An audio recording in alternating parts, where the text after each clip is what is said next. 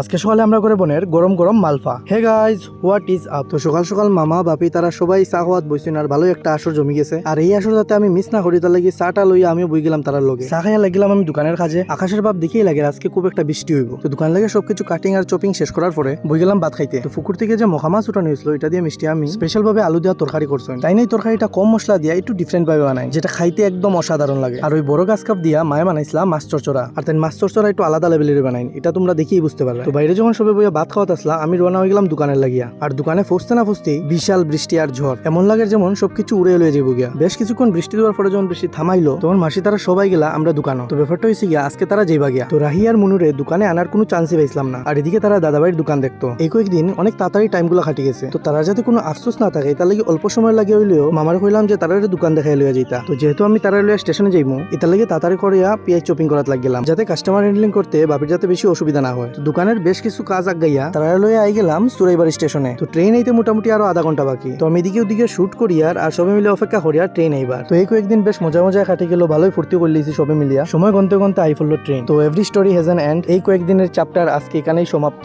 এই 4-5 দিন বাড়িটা একদম গরম আসলো তারা সবাই লাগিয়া, কিন্তু তারার ঘরে তো রিটার্ন হইতেই হইব। তো তারারে টাটা বাই বাই করিয়া ট্রেনে তুলিয়া দিয়া অপেক্ষা করাতে আসলাম ট্রেনটা সারার। তো ট্রেন সারার পরে আমিও আই গেলাম দোকানে। আমার কাজের প্রেশারে লাগিয়া ভিডিও অনেক লেট আপলোড চলে, বাট ওই বিজি শিডিউলের মধ্যেও আমি আমার বেস্ট ট্রাই করিয়া ভিডিওর মাধ্যমে আমি আমার লাইফের গুডস এন্ড ব্যাডস পার্ট গুলা তুলিয়া ধরার। আজকে লাগে এতটুকু, দেখা হবে নেক্সট ভিডিওতে।